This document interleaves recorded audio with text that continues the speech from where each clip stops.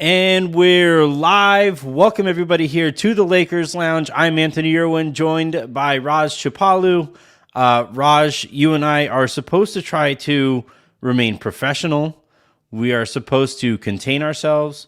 We are supposed to, just present, our best faces here for this kind of opportunity. But fuck all that shit. Austin Rui-ves is him. What the hell just happened? Wait, before we start, Anthony, so the way we closed the last show, you're telling me there are movies better than that? There are movies better than that? Come on. The new Avatar is pretty good. Oh, but okay. There are not movies better than what we just watched there. No way. No way. I don't know. It was basically like what we just watched was like a version of Hoosiers. Like that was Jimmy Chitwood out there, Well, you won't get the reference. Never seen it, but yeah. All right. Well, today, look, the show is basically reacting to that, looking ahead at the rest of the series as a result of this game. What preconceived notions do we have going in that were either confirmed or denied, or and just generally like how we feel about the team here given this spot. We have to start by talking about Austin Rui-ves and Rui. We have to talk about Rui-ves. Like, this was incredible. This was an unbelievable performance. Look, Reeves doesn't get his opportunity late in the game. If Rui doesn't play his actual ass off, I knew it was going to be a special game for him when I think it was the second three-pointer that he took. He started trotting back on the release. Rui Hachimura was feeling himself from three. Unbelievable, on both sides of the ball too. Like, the 3-point shooting and the general shooting is going to get the attention. But also just, super physical up front, offensive rebounding and just general physicality. And took advantage of a moment that presented itself because of all of the attention that gets paid to LeBron and AD. That's the thing, right? So they were playing off of him, basically, kind of treating him similarly to what they were doing with Jared Vanderbilt. And he's like, I'm just going to take these. And he's been aggressive with those throughout the year, actually. He hasn't really lost confidence in his jump shot. And tonight, it just went in. I was just like, feel handy after every single one of those jump shots, because you could tell, like, he'd be so proud of that. Like, he's obviously worked on that jump shot a ton, and he didn't really even have Anthony his like dribble in pull up game going either, right? Because they were shutting that off. It was basically like Jaren Jackson Jr. They were trying to hide him right on Vanderbilt or Rui or one of those guys, and he's like, I'm just gonna take this three. And a couple of times they had to close out. He was huge, 29 points, 11 for 14 off the bench, and he really helped close this game. 6 rebounds as well, and the physicality. His defense on Towns was huge in the playing game, and then also tonight his defense on Jaren Jackson Jr. You saw in those minutes, Anthony, there were like 2 or 3 minutes in the fourth quarter because John Morant got hurt. And we tried to put Vanderbilt on JJJ, and it just didn't work at all. Jaren Jackson got a quick 5 points, and we quickly went away from that. We went right back to Rui, and he's able to like handle him physically. That's just what a luxury to have, like, Rui Hachimura backup LeBron James. Like, that's your backup to LeBron, is another 250, like, huge wing who can actually shoot. He was fantastic. He was huge. His defense, too, you talked about it. Won't get the credit it's due, but he was big time tonight. I wrote before the playoffs started that I thought he should really be in the playoff rotation. He looks like playoff basketball, right? Like he's just a big physical wing, capable of moving his feet. And they tried Desmond Bane on him, and he just took him down into the pinch post. Had that really nice fadeaway late in the game when he really had it going. When Memphis was small and they didn't have somebody to block out Rui, he was just running to the front of the rim and either keeping it alive or putting it back up onto the rim.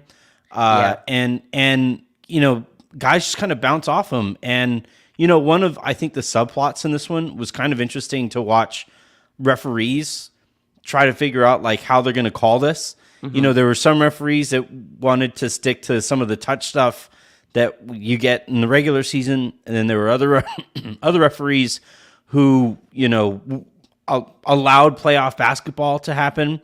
And when they allowed the playoff basketball to happen, when they allowed that physicality, I really thought that was when the game started shifting, and the Lakers. And this was the key when they won the championship a couple of years ago, right? Was bigger, stronger, faster. And I thought Darvin Ham sent a really clear message. Rui was the first guy off the bench. Yeah. You know, he was the first sub. He came in before either the first or the second. He came in. I don't know if he came in. Right. Schroeder didn't come in first. No, it was Rui for LeBron, actually. Yeah. It was like 5 or 6 minutes left. Yeah, the first quarter. And so he leapfrogged essentially Malik Beasley, and he leapfrogged Troy Brown in the rotation here. And, you know, one of the things that Aaron and I talked about was this notion of, if Rui works, there is no counter, because they don't have those kinds of physical players coming off of the bench. If Rui pans out, if Rui plays like he does tonight, then Memphis just kind of has to take it. And that was what Jeff Van Gundy was saying over the course of the game, was like, look, if I'm going to lose, I'm going to lose on Rui threes. And that's fine in the regular season when it's 1 of 82, but it's one of 4 home games that Memphis might have in this series. And they lost like that. They wind up losing on a night where Jaren Jackson Jr. probably plays his best game of the series. He was incredible. Never had to worry about foul trouble or anything with him. And we'll talk about that here in a bit. But yeah, I just, you know, when you consider how much this game meant to Memphis, the younger team that needed it, you know, you saw the crowd like making their way to the exits early, or, you know, late in the fourth quarter, but you felt it throughout where they were all just kind of like anxious and like, hey, you guys are going to start winning, right? Like, that's actually going to happen. And I really think that was something that, you know, that's where you have the experience of LeBron and you have the experience of AD, where they get into that fourth quarter and they get into those clutch minutes, and they kind of look around at the huddle and they say, you hear this crowd? They're fucking nervous. It's time to go out and get this game. And that's when Reeves takes over. Okay. Well, last thing on Rui. So my term that I've called him this whole season since he's been here is release valve, right? And you've talked about that, where he's a playoff type performer. And there was a one moment in this game. I said his mid range wasn't really working, but in my notes here, so like we started the quarter up 6, right? And we decided not to have AD on the floor, so he's left him off the court.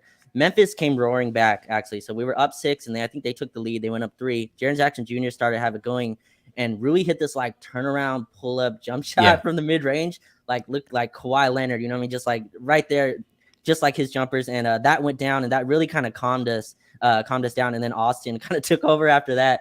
We went up and really didn't relinquish the lead after that. But no, Rui was fantastic in tonight. And you need guys who can hit open shots like that. Like they're gonna put all their attention on AD like that. You have to be able to do it. And AD hitting the skip passes, Anthony, like on time against this physical Memphis defense, being able to read and react really nicely. I thought he made the right play almost every time. I'm not even sure how many times he turned the ball over, but it felt like he really didn't have any turnovers as well. And that's the counter. If they're gonna shade guys out because they don't want Jaren Jackson Jr. on AD, they have Tillman or other guys try to defend him. You have to be able to hit the skip pass and knock that down. And our guards and Rui Hachimura really made them pay. So it was a fantastic game 1 from them. Yeah, they Memphis, that is, you know, really made it clear what was not going to beat them. You know, they didn't allow, like, credit to Memphis. I thought they did a really good job of not letting the Lakers get downhill, because that's where, like, if you have a center who you're concerned about foul trouble with, that's one way to prevent that foul trouble, is to make sure that, you know, if he's going to contest stuff, it's going to be on his terms as that, like, kind of free safety. But and so Memphis did a really good job of that. But one way, you know, when you do that, you wind up having to give up some extra stuff, because you wind up you're overplaying stuff. You're playing more aggressively, and you're shading more aggressively so that penetrators don't get into the paint, and that does leave you open for skip passes and for pinch down screens and stuff like that. Like the stuff that the Lakers were doing, and it was great to see. Like, Frank Vogel won a championship, and I'm never gonna, you know, talk shit on him necessarily, but the type of offense that the Lakers were running this game, especially in the clutch, Like this was the thing that I told when they made the deals that they made at the deadline and with guests who were on at that time, I said, this is a team that can win a championship because they can out execute anybody in the half court. And that was before we found out that Austin Rui-ves is who Austin Rui-ves is. That was unbelievable. Let's talk about Rui-ves because that was insane. I thought the moment that I kind of knew, not knew, felt like, because nobody knows something like that is coming.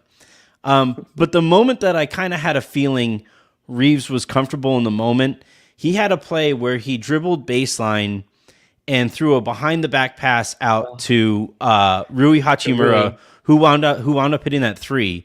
And so my in-laws are actually, like, as soon as I record this, I have to go and grill and we're having a steak dinner. Nice. I had a feeling the Lakers were going to win, so I went ahead and bought some Wagyu steak. So shout to the Lakers for making. I feel okay about. I was able to pay for those with some winnings. But anyway, he makes that pass, and I told my father-in-law who was sitting next to me, I was like, Roger, this guy is an undrafted second-year player, and he's in the biggest game of his life, right? A road playoff game, 5 minutes or so to go in the fourth quarter. And this motherfucker is dropping behind the back passes to and not easy ones either. That had to travel the extent of a 3-point line. So it's like a 25-foot behind the back pass that hits Rui absolutely in stride. And that's when I was like, oh, this guy, he feels comfortable. You don't do that with that kind of confidence if you don't feel comfortable, if the moment is kind of big for you. I don't think he does that in that Memphis in the Minnesota game, right? But he does it here, and that's when I said, especially when Rui hits the shot, and you kind of see the moment kind of like Rui kind of goes like, okay, let's go. And then he just handled all of the pick and rolls from that on forward with LeBron James on the court, with D'Angelo Russell on the court. Austin Rui-ves is handling your pick and roll there. What the fuck did we just watch? Did we just watch like the beginning of an insane career? Like, what did we just watch? Yeah, so really quick, this wasn't the start. Actually, if you go back to the Utah game, remember, like, that was a close game for no reason. And I think we actually recorded after that one as well, I believe, after the road game in Utah.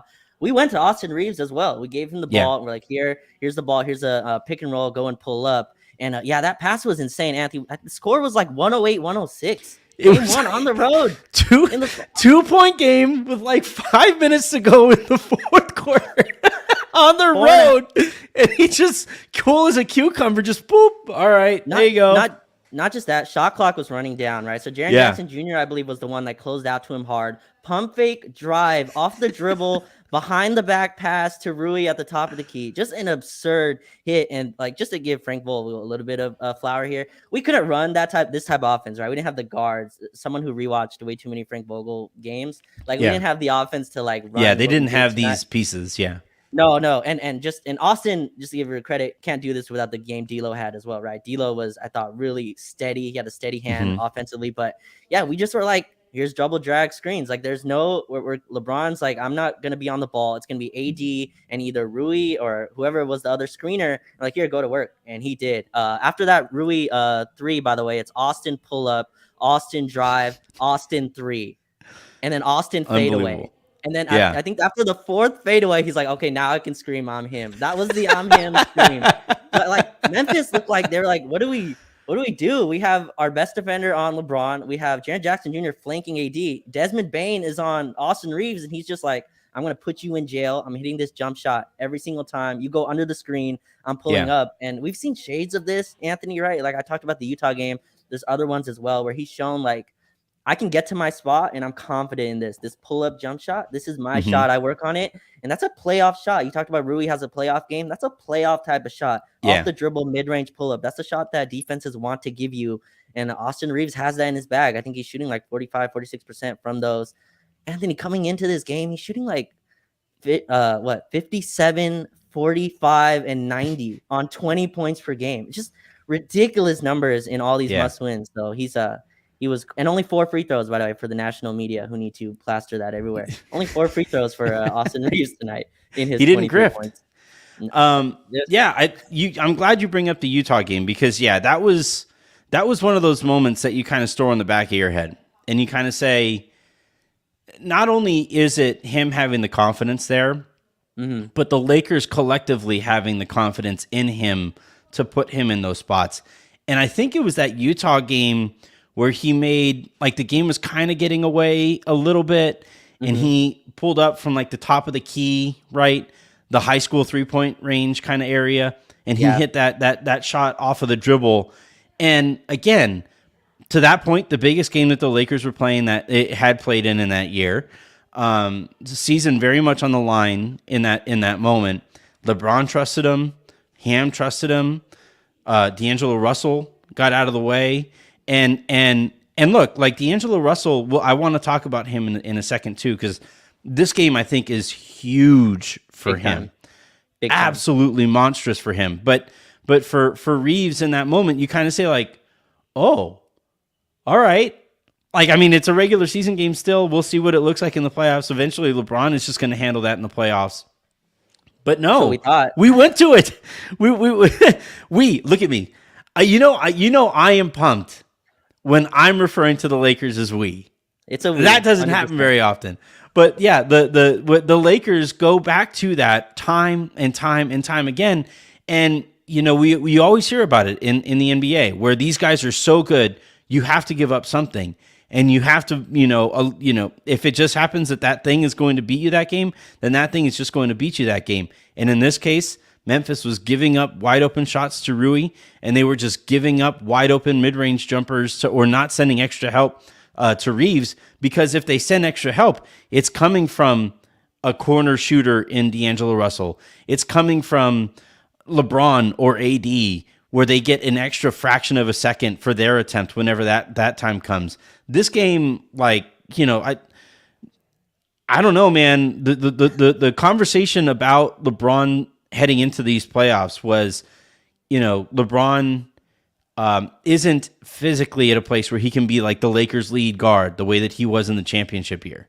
And I think that's objectively true. I think we're saying that like he's not quite turning the corner in ways that he has to. He's relying a lot more on 3-point shooting.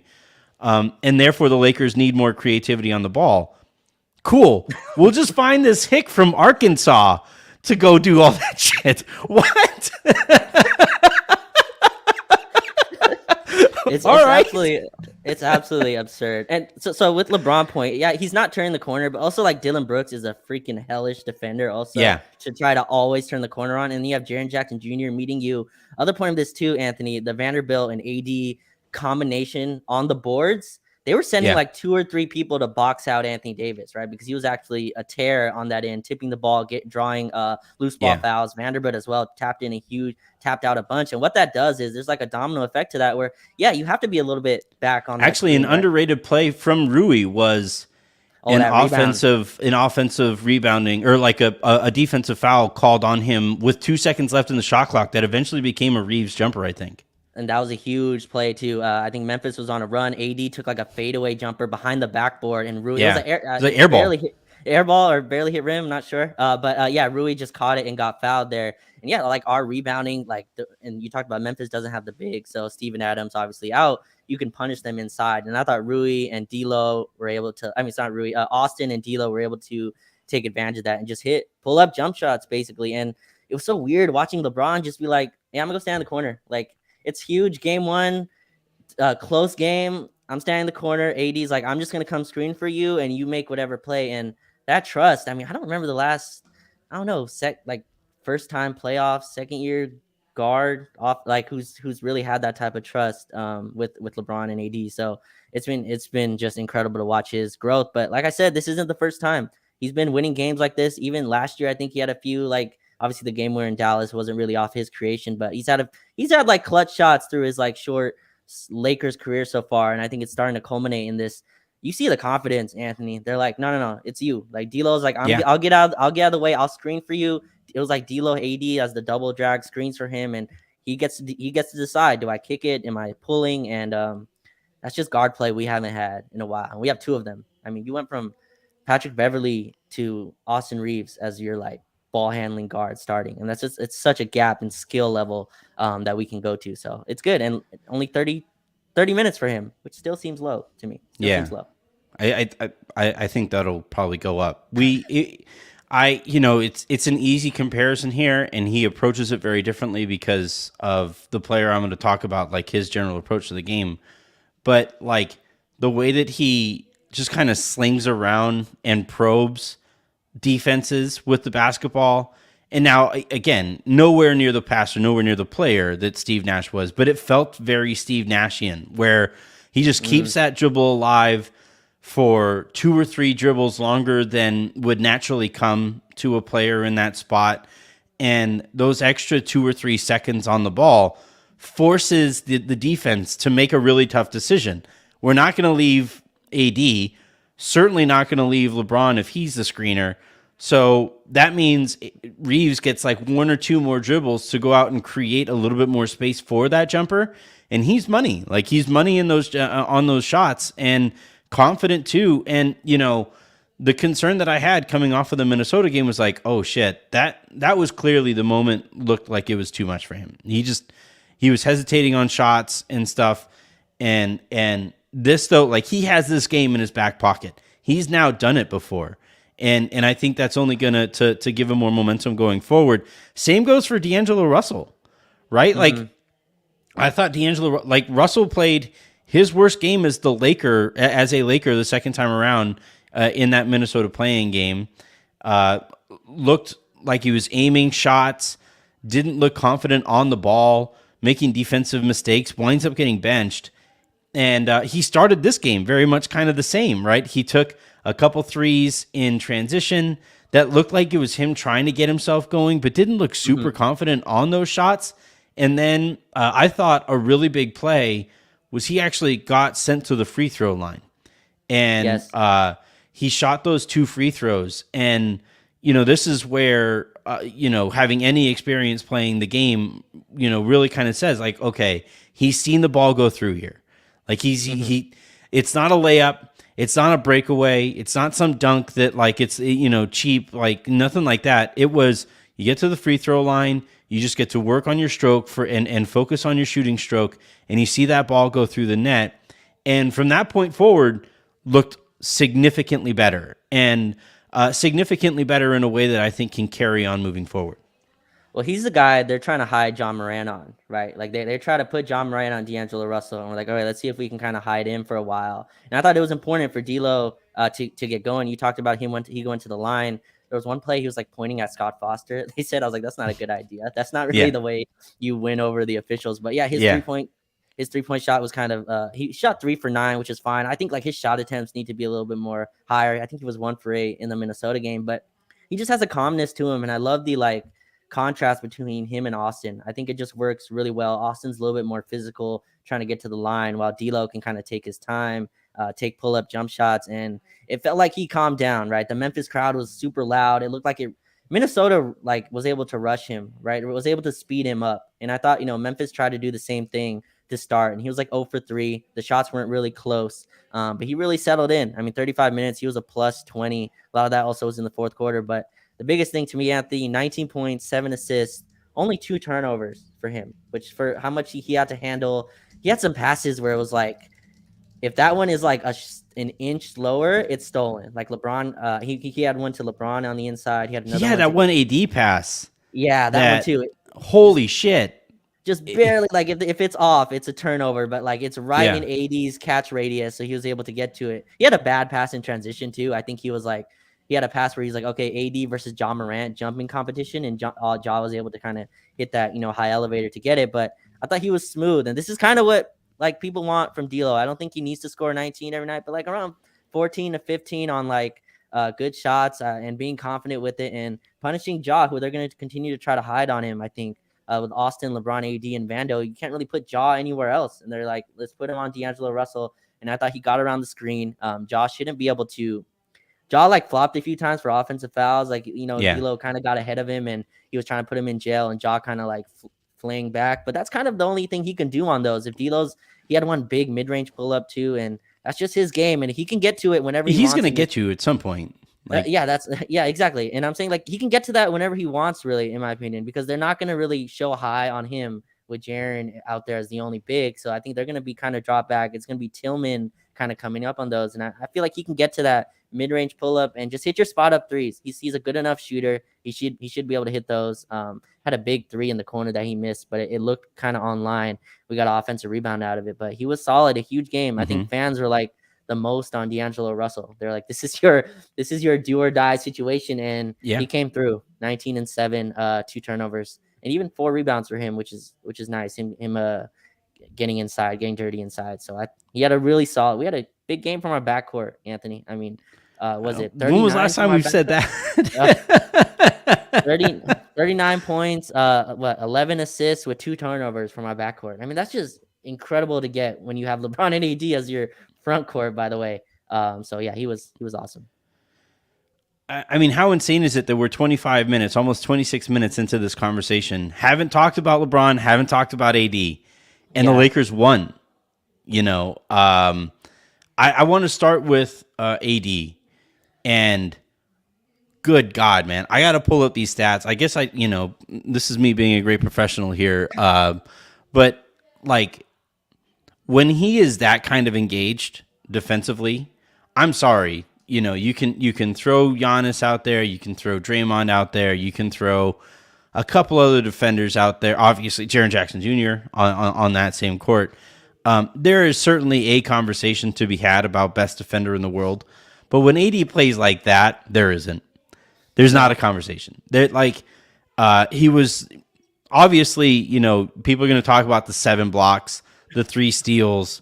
I would love, the Grizzlies on the night shot 47% from the field. I would like to see, like, this is where it's kind of tough to define defense. But there were so many shots in the paint that Memphis didn't shoot because they felt his presence there. There were so 100%. many shots in the paint that they rushed because they felt his presence there. There were so many moments where you just felt like the paint was just swallowed up. And, this is kind of a ideological difference between the way Frank utilized AD and the way Ham utilizes AD, where Ham basically says, what we are going to have you do is just wipe out the paint. Nobody is ever going to be comfortable in the paint so long as you are out there focusing on I sometimes get frustrated with drop coverage because I think that does kind of take away from some of what he can do on the perimeter.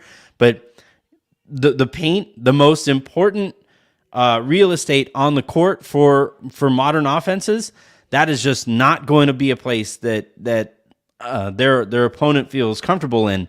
And yeah, I mean, again, Reeves gets all the attention, Rui gets all of the attention because they did stuff that nobody expected them doing.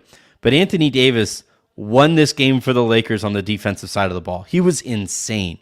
100%. And the big thing for me with AD, which is really shocking, only 2 free throws, right? And that's usually where he really impacts, right? He usually gets like 10, 11 free throws a game. Only 2 free throws for him, only 4 for LeBron. But yeah, again, you look at this Memphis team though, right? And AD can kind of sit back a little bit more. They're more than comfortable with Ja Morant taking jump shots. They're more than comfortable with Dillon Brooks taking jump shots, even besides what LeBron said at his press conference. They're more than comfortable with Dillon Brooks shooting. Ja Morant hit 4 straight jumpers, and our defense didn't change. We're like, go ahead. I think he hit 2 straight threes, 2 mid-range pull-ups, and we're like, go ahead, take those. So he doesn't really have to switch as much, right? So we're having Vanderbilt and Dennis Schroeder basically just hound him, just even picking up full court. Vanderbilt steps off when it's time to shoot, but he's still going over on screen, just making sure Ja knows that he's attached to him. And then you have to shoot over kind of the outstretched arms of AD. And he was just a monster inside. 7 blocks, you talked about it, doesn't really give the credit for how many shots he changed. And he doesn't have to be as much on the perimeter in this series. We switched a little bit at the end of the game to try to prevent threes, but for the most part, it's no rolling behind, right? It's let's protect the rim. Let's take away Jaren Jackson Jr. from the inside. And I thought he was just a monster. And I thought he could have a couple more fouls inside, but 4 offensive rebounds. I thought that changed kind of how Memphis can guard our outside shooters. They had to they were sending 3 people on him to box out. If you watch, AD's having 3 of his hands held, and eventually his arm, I think he said he couldn't feel his arm or his arm. It was a stinger. Stinger, yeah, Yeah. scared me. Yeah. Yeah, he was a monster inside. And then 10 for 17, super efficient. But Anthony, I think it was the first quarter to me that told me like, oh, he's here. You know what I mean? They went He to had a him, no dunk. He game, had a dunk yeah, early. not yeah, the dunk, and then also like got it in the post. No waiting, right? No, like let's see what the defense is going. No, one move, hook shot, one move, post up, one move, fade away. And I was like, oh, like he's ready. I think he had like 8 points in the first quarter or something like that. And he just set the tone to me, his aggression, and he showed like this is gonna be a long night. And he dominated tonight.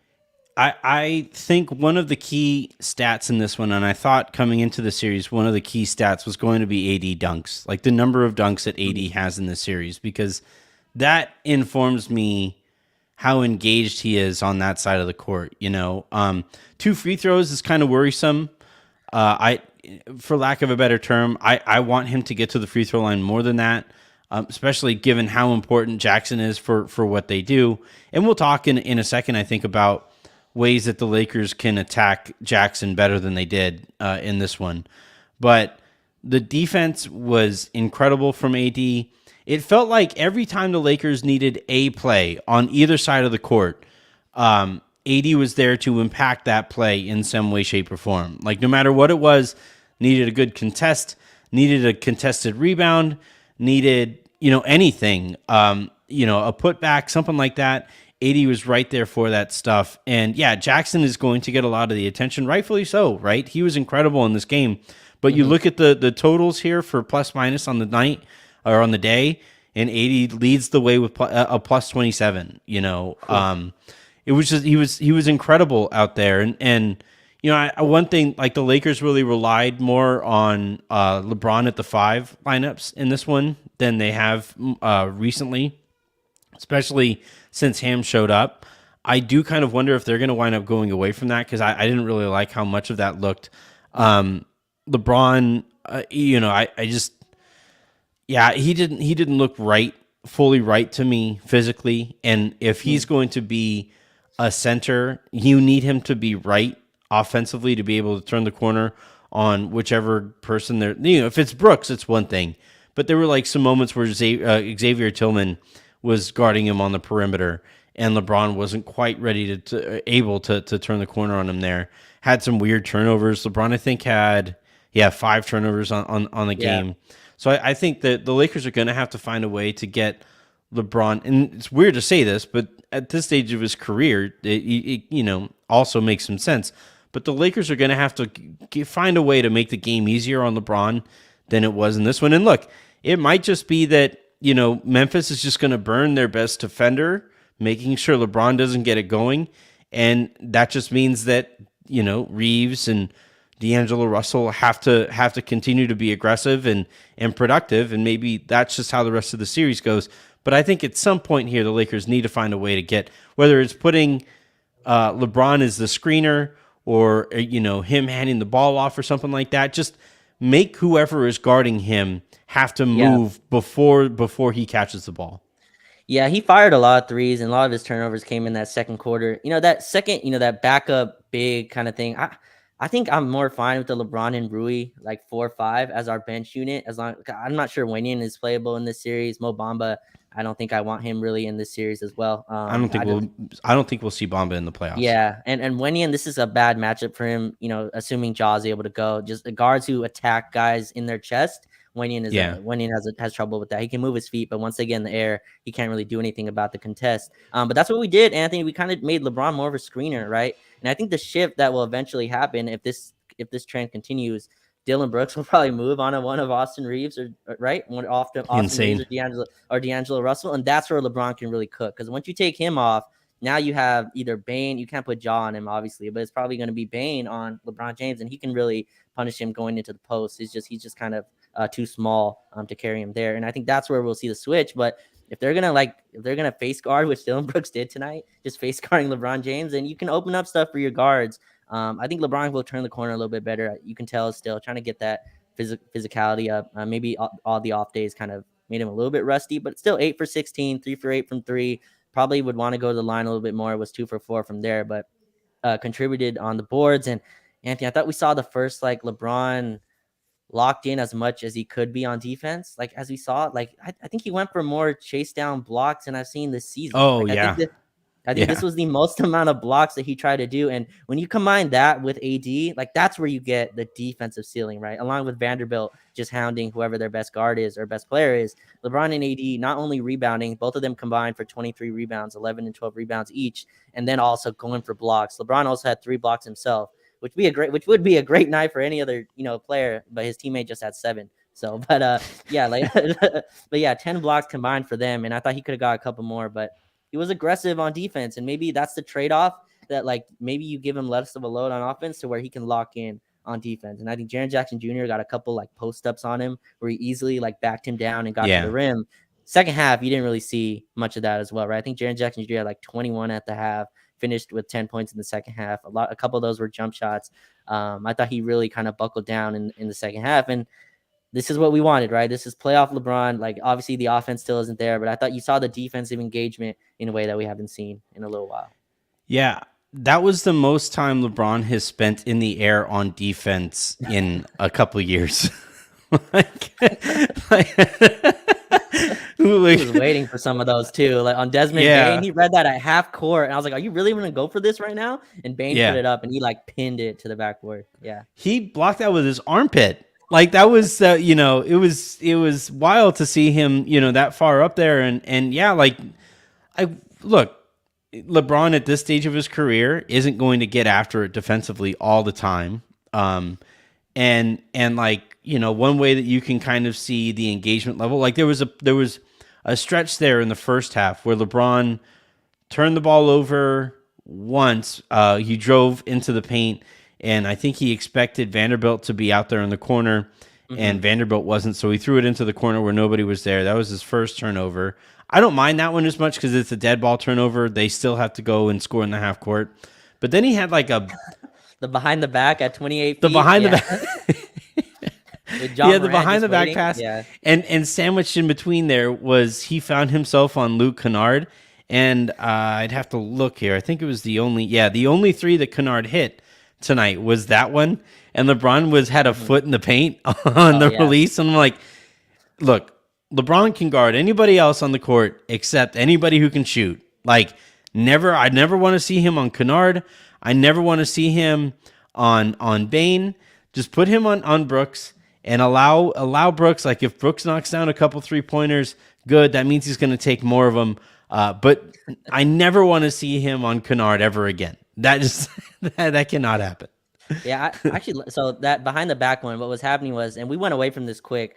He tried to, how he does the playoff hunting, right? So you go after whoever the smallest guard is. So he was trying to punish, I believe, Luke Kennard on that, or John Morant, and they just trapped those ball screens really quickly. They're like, we're just doubling. We're not letting you get one-on-one matchups at all. And LeBron threw this lackadaisical behind the back pass, easy dunk. John Morant started screaming to the crowd. I was like, oh, damn it. Like, he just gave up your lead. But I like him on Jackson in this matchup, Anthony. I think, number one, it lessens the load on AD as well, right? So AD doesn't have to guard Jaren Jackson Jr. the whole possession, while also being the rim protector that shuts off the paint, right? That turns off the water in the paint. And then it kind of keeps LeBron engaged, right? You can't be disengaged. Yeah, he needs to respect the person that he's guarding. Yeah, he had zero respect for anyone in Minnesota, by the way. Nothing against Minnesota. He just had very little respect for everyone on that team. It was maddening to watch. But I think he respects Memphis at least. But yeah, like but on Jaren Jackson Jr., I think like the weight matchup is kind of even out. Jaren Jackson Jr. has the size. But if Memphis' offense is going to be Jaren Jackson Jr. 5 dribbles into a post hook shot, like I'm living with that at least for now. Like that's a 2-point shot, whatever. Like you kind of live with this. This is not 80s. Generating anything for anybody else either. Like either he scores or he misses. That's it. Exactly. And it's not putting anyone in foul trouble. And plus, you still have 80 there who can roam and be a pterodactyl and block that from time to time. So I live with that as the offense. What you can't do is like have what you said, LeBron on Luke Kennard. He's not chasing him for 24 seconds. He's just not going to do it. And they run stuff for Luke Kennard. Like they run specific actions, him coming off of double drags and stuff like that, where LeBron just not going through 3 screens to chase Luke Kennard is not happening. So even Desmond Bane, I don't like him on him either. I love him on Jackson. Or Tillman, I think, is nice on AD. AD can kind of roam off of Xavier Tillman in that way. And they don't really find Tillman in those spots. Tillman gets his offense through offensive rebounds and stuff like that. So I like him on Jackson a lot, actually.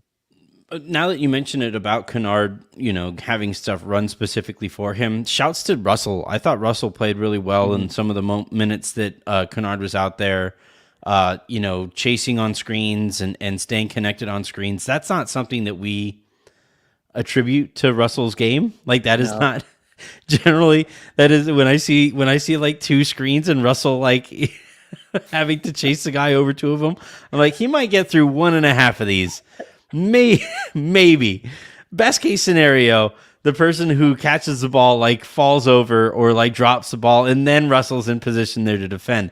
But actually, in this case, like he was right there for a lot of it. He was there to contest and either ran Kennard off of the three. Look, the fact Kennard only shot 4 3-pointers is pretty indicative to me of the kind of defense that the Lakers played on him. He is one of those guys who's going to swing a game in this series with that shooting, and that can't happen if you're only taking 4 threes as a shooter, though. So, that's something that I think Russell was really good at today. I think Troy Brown Jr. was pretty bad overall, but in those minutes, if that's what he was asked to do, he did pretty well there too. It was from like the kind of things that often go ignored stuff went in the Lakers' direction, I thought, in this one. By the way, did you see Austin just try to get those offensive fouls running on screens? They were just not going to give it to him ever. Yeah. He's like, dude, I got hit in my face 30 times. And they're just like, no, run the other way. I thought D'Lo was solid. They had him on, I think. We need Reeves to grow some dreads like John Morant has, because that's more visible. Like the bright dreads, when they flutter, like because he's flicking his head back on every like contact that he gets in his chest. Refs see that. We need to get Reeves some kind of a wig to get him some extensions to see if we can get some better calls there on screens. Yeah, his face was all red. I mean, that should have been like the indicator. There was a few times, I think Desmond Bane also just hit him with the elbow in the chest that AD blocked eventually. But he's like, dude, like, where's the... And the refs was like, nah, just go the other way. There was a few times. But I thought D'Lo was like, he defended Dylan Brooks. I thought like he played the game plan, let him kind of shoot, close out late. Brooks hit like 2 threes as well. I'm like, man, if this is a Dylan Brooks game and a Jaw hitting threes game, that would suck in like a game where you actually played really well. But I thought we ran guys off. I thought Dennis did a nice job as well, chasing around Desmond Bane. Dennis's offense wasn't there. It was only 2 for 5, but only took 5 shots, right? There's games where 2 for 5. There's games where Dennis is like 2 for 10, right? He's like, let me try and see where my offense goes. It's going to get here somehow, guys. Just wait. But no, he was like really calm, and Ham only played him 20 minutes, right? So you could see like the button pressing. Shouts to foul trouble. Oh, well, yeah, he did have 3 fouls, which I love that like Van Gundy said this on the broadcast. Like Dennis was able to tell Ham, I got this. It was like the first time you ever seen a player like convince the coach, like, no, I'm good. Keep me in. Like, wow, I can't believe that. But he was eventually pulled. But I thought like he did a solid job defensively. They all just kind of came through. The Malik Beasley minutes though, Anthony, those were tough. Those were He can't play. He can't play. He's not playable in the series. He's not a 16 game guy. But like I thought that was some real good gamesmanship actually from Ham. Because Schroeder needed to get it going a little bit, and he was kind of just obviously out of rhythm defensively. If you commit 3 fouls and a half as a point guard, dude, you got to fucking try to do that. Like that is not easily done for a point guard who isn't really guarding Jaw all that much. But I thought that was some gamesmanship from Ham, because he had Russell coming in. And then Schroeder goes like, no, I got this. We're good. And Russell goes and sits down. And then the next play, Russell was actually walking back to the scorer's table. So I thought that was some like real good, like Ham looking like he gives Schroeder the nod there, some confidence or whatever. But actually, he got his guy in there like fairly quickly. Like actually, it's like 2 plays later, Schroeder was out of the game. I don't need to spend too much time here on Beasley. I just don't think he's made up for this. I really think that the key to this thing is going to be Rui. So long as Rui is playing well, there isn't a counter on Memphis's bench with the physicality that the Lakers can present all 48 minutes if Rui is getting all of Beasley's minutes. Like that's just between Rui and Vanderbilt. We actually saw Rui and Vanderbilt out there a little bit together at the same time. Right. Thought of you in that stretch. I just think there were certain things that I remember this. So I'm like 7 years older than my younger brother. I'm like 13 years older than my youngest brother, right? Which means I had a lot of experience beating the shit out of them in basketball when they were growing up. And like there were just certain things that I could do that they just had no answer for. That there was like that was not an option. I was just bigger than they were. I was faster than they were and stuff. And so if I like lean heavily on that, then there was no adjustment that could be made. And I think here Rui is that guy that like there isn't an adjustment. There's no counter. There's nothing that they can do there. They can hope to shoot better, and that's about it. But the Lakers, if they're engaged the way that they are defensively, or they were defensively in this one, running guys off of 3-pointers, there is nothing that can be done here. It becomes a short series. So, like, credit to Beasley, and I think he's a talent, and maybe eventually he's going to impact a different series. But in this one, I'd rather continue doing the thing that Memphis doesn't have a counter for. And not only with the Rui thing, the crazy thing about it is he's probably like the smallest guy in the front court, right? So you play him next to LeBron and AD, you're just massive on that front line. And I think that's huge on that front line. And if you play Vando with that, then you're just absolutely huge, right? Vando's you're defending your ones. I think that's where like we win this series though, Anthony. Just the size, impact, and advantage. I think you already saw it, right? With the impact we had on the boards. You see Jaren Jackson Jr. Having to go and box out AD. Two guys come to box him out. We forced Desmond Bane into a 6 for 18 shooting night because we're just huge on the wing. Like it's hard to go get open on those. Bane is shooting like 35, 36 footers. I think he hit one. Austin was guarding him. He just pulled up from closer to half court. Austin's like, what the hell? And it went in, but like that's the shots that we're kind of forcing. I thought Tyus Jones got a little bit going, but yeah, I think we can just punish them by being huge and Vando being massive size with the speed, being able to chase John Morant. I think that's our advantage. And Rui's obviously not going to have. Even D'Lo's long.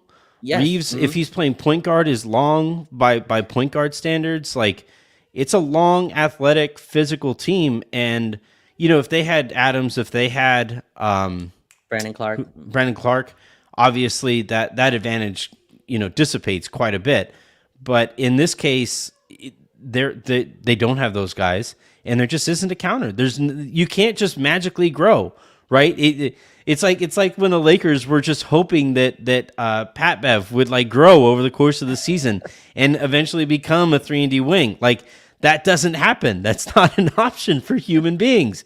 In this case, like the Memphis isn't going to magically get bigger. They don't have options that would allow them to get. What are they going to play? Roddy? They're gonna like that but like any Roddy minutes are not Kennard minutes. No. And like that's just not really an option for them. Well, you look at their guards, right, Anthony? So you have John Morant. He's going to be picked on, or at least he's a defensive liability. Then you bring in Tyus Jones, and then Tyus Jones is 6'2", right? He's tough, but I mean 6'2" guard that if that's switched on a Rui or whatever. And then you have Luke Kennard as well, who's another guy, defensive liability, right? So they really don't have much back there. Santi Aldama played like 24 minutes. I thought he had a few tough threes, but he's not going to punish you as a big. He was a minus 23 in those 24 minutes. But he's a quote unquote big, right? They play him at backup, kind of forward or center. Yeah, but he's a shooting type of skill big that they have. But you're right. There's just not a lot of size. You get past Jackson and Tillman really, and they're really light. And that's where we can punish them. On the boards, Rui, you talked about that big offensive rebound. I thought Vanderbilt's just tip outs and just being a guy that like, damn, I have to know where Vanderbilt is. Like I have LeBron there, AD there. I have to know where Vanderbilt's running around to get a body on him. That's a lot to account for on the inside. And if you don't do that, you have AD just punish you on the boards. You have LeBron as well going down there and helping out. So that's just a lot of size and physicality to me, and against a team that really has gone more skill. I think last year Memphis was a little bit more rugged, right? You talked about Adams there as well. They were a bigger, more physical team. I forgot who they traded for Luke Kennard, but you put that into it again. They upped their kind of 3-point percentage by putting him into their lineup, but they're just small on on the backside once you get past their starters. And Dylan Brooks was in foul trouble. I think that's a guy we both want to play more, actually. We're not mad at Dylan Brooks getting minutes. Mm-hmm. So yeah, he's their big physical guard, but after that, it gets tough, right? And they really miss Kyle Anderson. Like they really, really miss Kyle Anderson in the series. All right. let's wrap this thing up. Moving forward, I came into the series thinking I bet on the Lakers winning in 5. I texted you, or we were messaging back and forth about doing this show, and you said like, "Oh, I can't wait to talk about." You weren't very confident in this one going in, and the Lakers need to wrap this thing up early because they have a bunch of rest in between these games, and then that rest goes away later in the series. So I think there's a lot more. They're going to play with some real engagement here because I think they recognize any extra rest that they can get is going to be huge. I don't think they're going to sweep or anything like that, but I do really think I still stand by my Lakers in 5 thing. Does this change your outlook on the series? So I still have the Lakers in 6. I'm gonna kind of stick with that. Obviously, it's pending John Morant's kind of hater. Jeez. Look, 5 would be incredible. I mean, I think Memphis is still a really good team. I don't think you win that many games. We got to see what the situation is with Ja because they ran X-rays. Those were negative, but they're going to continue doing more testing. They showed him on the bench later. He didn't go back into the game, but he was wearing a cast. But just to show how ridiculous this was, Memphis was 35-6 at home. That's the best. That's a home record. That's the best home record in the league, not just Western Conference, not just that's the best record in the league. That's why honestly I thought the Lakers would lose game 1, but they came out and took that. They took home court back. I still have us in 6. I think this is still gonna be a little rocky series here, but you take this now. You have you're playing with house money in game 2, and then also this is the most like rest you've had, right? The Lakers have been playing so many, so they played 8 games in 14 days to close the season, right? Yeah. 8 games in 14 days. All of those were must wins. They didn't act like it in all of them, but all of them were must wins. I think they went 7-1 in those games. I forgot who the loss was to. It was some BS loss too, I remember. But but we had like 1 loss in that stretch. And now Anthony, Chicago? Yes, the one game I went to, they decided not to play Rui Hachimura for some reason. But yeah, that was Chicago who shout out Patrick Beverly is home with us. But yeah, game 1 was today. He tried his best to knock the Lakers out of the playoffs while he was the Lakers. Credit to him. I'm not a chef, but he called himself like a utensil. I don't know how that worked really. Called him a spoon or a fork or something. But anyway, yeah. He's the fork out of the playoffs, that's for sure. But yeah, you play game 1 today, and then game 3 is not till Wednesday, and then game 2 is not till Wednesday, and then game 3 is not till Saturday. So you have like a huge leeway here to really get rest. How many times are you rewatching this between now and Wednesday? Man, at least you just got so excited. That's gonna be the image for this show. Is how excited you just got. Oh, I cannot wait. How many times you could rewatch this game? You just looked up at the heavens like, wow, man, look at that. Oh, I cannot wait, Anthony. I've rewatched enough bad ones to where like this is gonna be absolutely beautiful. I might watch a quarter, rewatch that quarter, and then I'm gonna have a really good time.